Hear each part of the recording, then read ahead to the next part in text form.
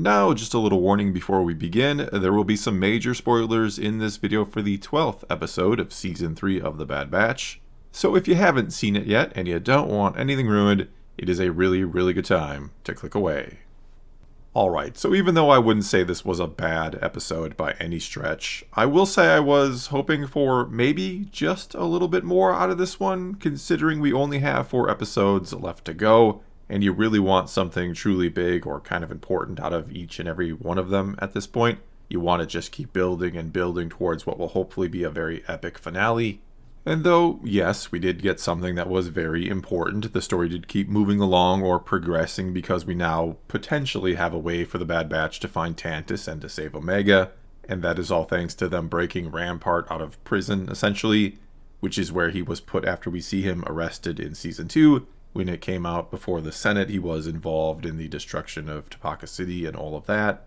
Anyway, though, yeah, we absolutely got some movement with the bigger story, and I suppose it was a fairly entertaining breakout episode. It was enjoyable enough, but I think it just felt way too short. It actually clocks in at under 20 minutes if you take out the opening stuff and the end credits. And, perhaps this should have been another 2-episode week, or we should have gotten 2 to make up for this one, feeling more like a part of an episode rather than a whole episode in itself, if that makes sense. That if we would have gotten another one right away after this one, it would have made this one feel better because it wasn't all we got. And yeah, I know I'm sounding a bit greedy or impatient, and again, I didn't think it was a bad episode, but when it ended, I couldn't help but feel like, that's it? That's all we're getting this week? You couldn't give us maybe just a little more in here? A little more meat on the bones at a few points? Especially after having a slower pace for many of the episodes this season, which has worked extremely well, I'd argue. And because of that, this one just felt super rushed because we have had some nice pacing until this episode. I mean, there were even a few spots when I thought there was room for a bit more or a slower pace, like with how Wrecker seemed far more upset than Hunter did about Crosshair letting Omega turn herself in. And actually, Hunter didn't even say anything about it or question it at all, not a single word, which isn't to say that Crosshair or Omega didn't have a point, that turning herself in wasn't perhaps the only option they had, or the only option they had that hopefully didn't see a lot more of the people of Pabu hurt or killed, or the entire city burnt to the ground like the Empire was threatening to do. Even though in all reality there was no guarantee that once Omega did turn herself in that the Empire wouldn't have just torched the city anyway, or because they could, or to teach the people of Pabu a lesson about harboring fugitives. And though sad for Pabu and its people if that had happened, that may have been more interesting and tragic that Omega's sacrifice was sort of in vain, that she turned herself in for nothing. Though, speaking of that, I liked how Crosshair gets a bit angry at Wrecker for questioning Omega's decision, as if he's belittling the sacrifice she has made. I still can't believe you let Omega turn herself in. The Empire would have destroyed this whole town. She stopped them. Yeah. I thought that was one of the best moments of the entire episode, because we know how much Crosshair fears returning to Tantus, and he doesn't want Omega so willingly going back there or going back there for others to be downplayed in a way. We even see his hand is shaking again when he talks about Tantus. However, I just think it works better if it's Hunter at first questioning it a bit, or just being a bit more emotional about it in general, or at all really. He doesn't seem all that upset that Omega has been taken again. He doesn't really even say anything about Omega's decision or Crosshair going along with it. In fact, he's more angry at Crosshair for never mentioning Rampart before, that he might be able to help them find Tantus. Which you could argue, I suppose, is because Hunter's just focused on getting Omega back again. So anyway then, while they're talking about Rampart and how they don't have a ship, it just so happens that Phee conveniently shows up and solves the ship problem. And this was also the first meeting between Phee and Crosshair, and I liked how Phee pointed out that Tech had told her about how he has a sparkling personality, and would go on to say that anyone who is a friend of Brown Eyes is a friend of hers.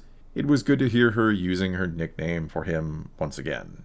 Soon enough then, the Batch and Phee are on their way to a prison colony on the planet Erebus, and one detail I really enjoyed about the planet is every time you saw water, like a lake or anything, or a river, or whatever it might be, it looked polluted. It had that oily sheen to it. And it goes along with what we've seen many times before out of the Empire at this point, that they take all of the natural resources and they leave the planet poisoned in their wake. Again, just a nice little cool touch that I really enjoyed. But moving on, it turns out Rampart is being transported in a juggernaut, hence the name of the episode, and is rather surprised to see Crosshair and the Bad Batch, though he doesn't call him Crosshair, he still calls him by his number, which is another nice touch I really liked, since Rampart has always seen the clones as property and never cared about learning their names, though he could easily remember their numbers, which kind of proves he has a really good memory and could remember their names if he really wanted to. Though I do wonder if, like so many Imperials we've seen before him, if Rampart will see the error of his ways by the end of the show and turn good guy and call Crosshair by his name at some point. Kinda hope he doesn't, simply because we don't need yet another Imperial going rebel.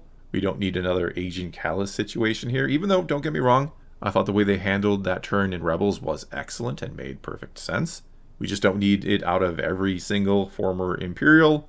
Though they have made Rampart look a bit more rugged here, not unlike what they did with Callus when he joined the good guys.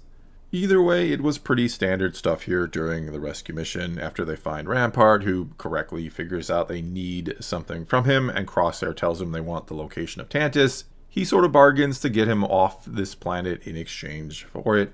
During all of this, they decide to let the rest of the prisoners go, which means they have to stop the Juggernaut, which then alerts the Empire that something is wrong.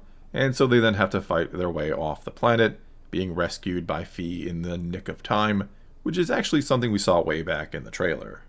After they're safely away, they want the information from Rampart, but he tells them no one knows the location of Tantus, that it was designed that way.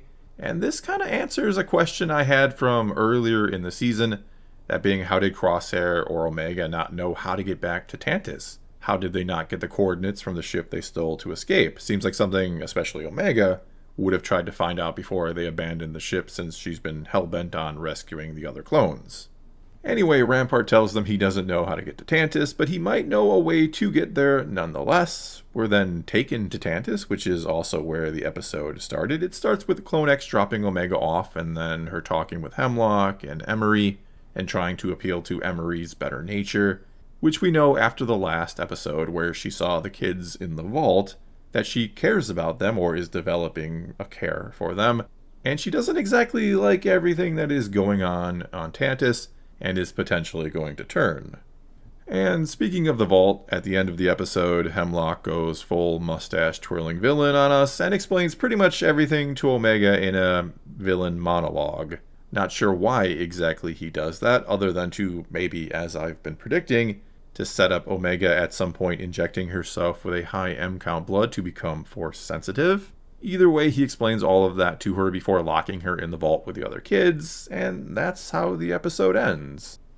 And so, again, it's not a bad episode, it just feels a bit light, or way too short, or like they left a few things out that could have been in there and rounded it out, and added a couple more minutes to make it feel like we got a bit more. It certainly kept the story moving along, yeah.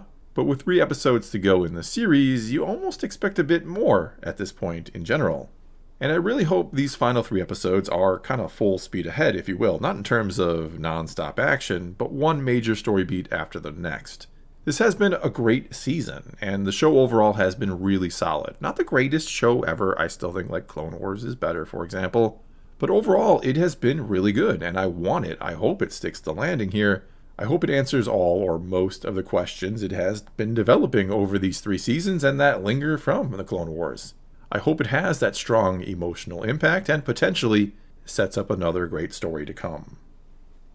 Well, that's all I got for you this time. Now it is your turn to take to the comments below and tell me what you thought about this episode. Did you enjoy it? Did you not enjoy it? Did you find it maybe a bit lacking, or was it perhaps just right and it has set up the final 3 episodes perfectly?